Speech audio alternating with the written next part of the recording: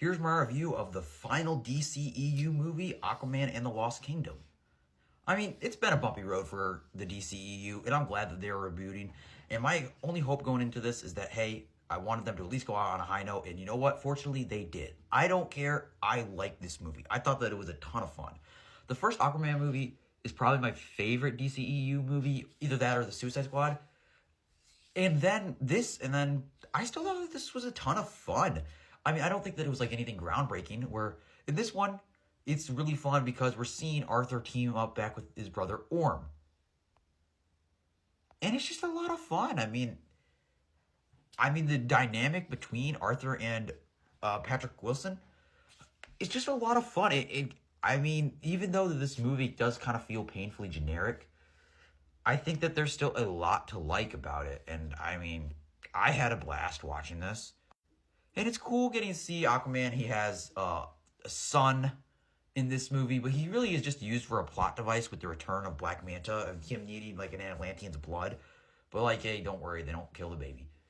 But it's a fun movie. I mean, it's not like amazing, but just seeing the dynamic between Orm and Aquaman is just a lot of fun. I just love seeing their bickering. And it does remind me of Thor and Loki, and they even make a joke where Arthur calls Orm Loki, and it's just a lot of fun. I mean, it's interesting where like the main villain, of course, is Black Manta returning, and he's got this like evil trident.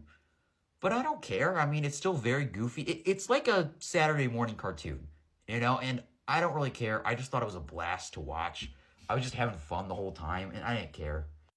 And hey, we got to see Topo the Octopus back. I don't care. He was really fun. And it's cool just seeing, I mean, Aquaman's, one of his powers is communicating with sea creatures, and hey, it was cool. I mean, octopuses are extremely smart, so it was just really awesome getting to see, like, him almost, he was using him to, like, kind of get to certain things to find this stuff that he needs. And it's just a blast of a movie. I can definitely understand how maybe Black Manta could feel underdeveloped, because, I mean, he kind of already felt like a secondary villain in the first Aquaman movie, but here he is kind of more of the actual main villain. And with him getting the green trident, they just do one of those things where it's like, oh, it's corrupting his mind and stuff. But I mean, I was just having so much fun with this movie. I didn't really care, but I guess that was kind of my main problem, is it didn't really feel like he had as much personality because he was just being corrupted. I mean, it was meh. And I do like how the trident like kind of turns his eyes green. It's really cool. Like I said, it's just a fun globe-trotting adventure movie, just like the first one. Like, it's not, like, revolutionary. And like I said, I thought it was maybe disappointing in comparison.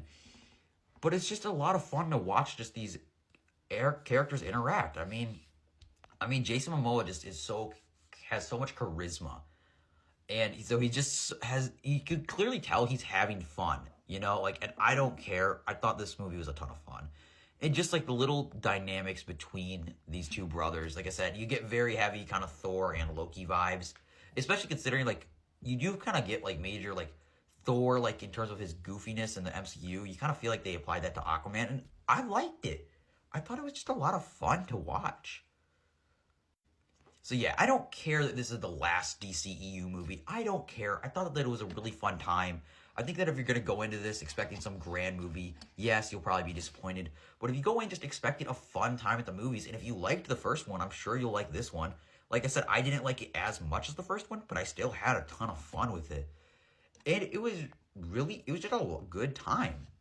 But I can definitely see why maybe some people will be disappointed, because I don't know what it was about that first one. Something about it just felt a lot more special. And this one, just waiting so long for it to come out.